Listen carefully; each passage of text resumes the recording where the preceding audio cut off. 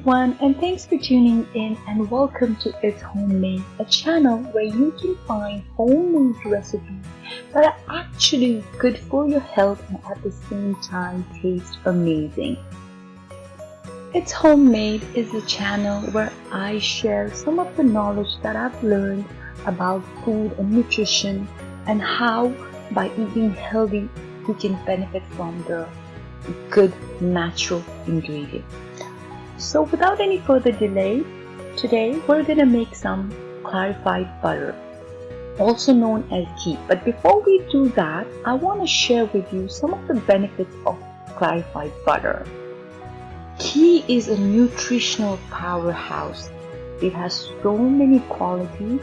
Just to name a few, it has anti-inflammatory properties.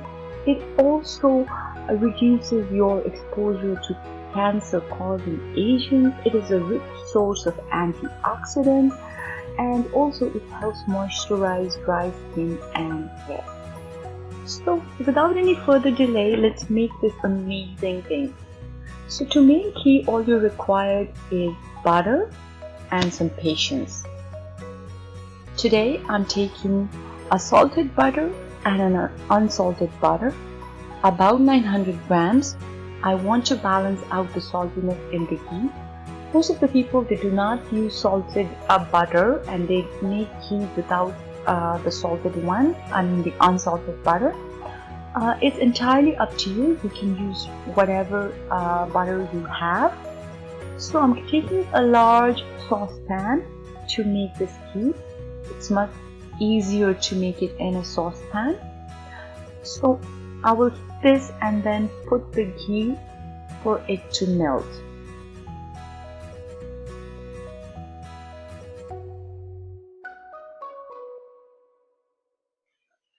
It is very important that the heat is always in a medium or a low flame because butter tends to burn easily.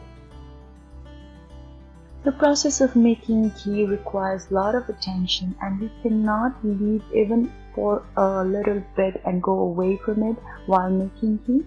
So yeah, it requires a lot of patience. So it will take about 10 to 15 minutes for the ghee to melt in a low flame. Once the ghee starts to melt, you will see a foamy white substance floating on the top of the ghee. The foam is more of a milk solid brought up and made foamy by water evaporating. So this is the stuff that we want to remove from it, and hence called the clarified butter. So as you can see, there is a lot of foamy substance floating on the top. This is the stuff that we want to remove, separating the butter from its pure form. This is the stuff we don't want.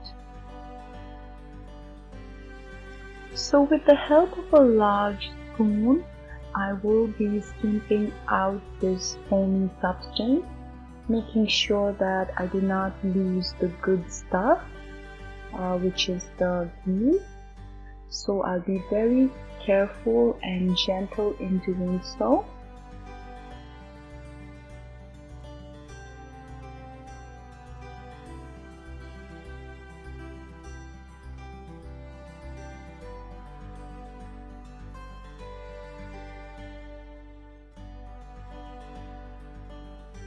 So as you can see, I've managed to remove most of it, and I have a little bit left which I'm trying to remove as well.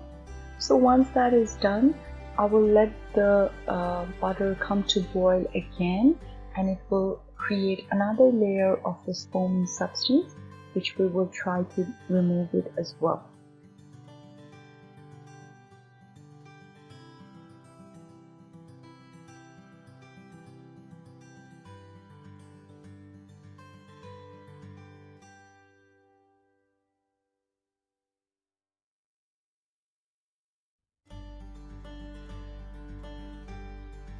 So as you can see, this is the second time we're doing it, and I'm trying to remove the foam from the butter.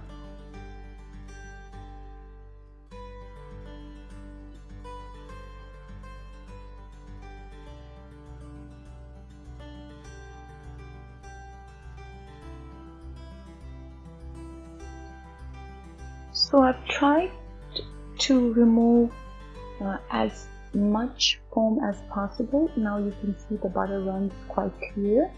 There are some milk solid at the bottom of the saucepan as well. We don't want that as well. When we drain this in the container, we will make sure that we do not get the solid particles at the bottom of the pan as well. So now I'm gonna show you a trick as to how you can make the texture of your clarified butter grainy. As you can see, I'm sprinkling in some water, room temperature water, about half a tablespoon.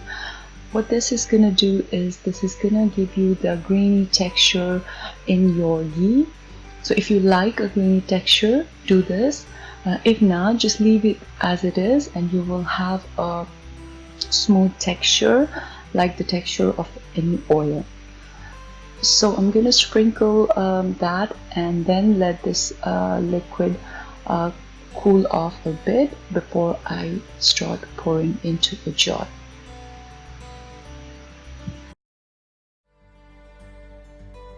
So I've managed to remove all the foamy particles, and you can see the ghee is ready. It's nice and clear. I'm just going to let it cool for about 10 to 15 minutes, and then I'm going to pour it into this jar. It's a very good idea to use a glass jar, not a plastic jar, because even if it says BPA free, it's still gonna leach out chemicals. So it's a good idea to store your ghee or any hot food in a glass jar. So very carefully I am pouring this golden liquid into this jar, and I'm gonna let it cool for about 2 to 3 hours in room temperature, and then I can store this in the refrigerator and use it for months. So the ghee is ready. You can use them over your toast, you can use them for cooking. It has a very high heating point, so it's good for your health. You can enjoy them making your pasta, dessert, anything that you like.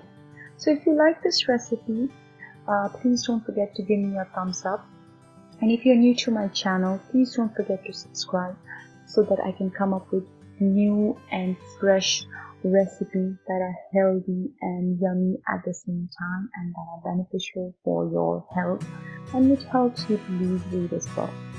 So until then, thank you so much guys, and I'll see you soon. Bye bye, have a nice day.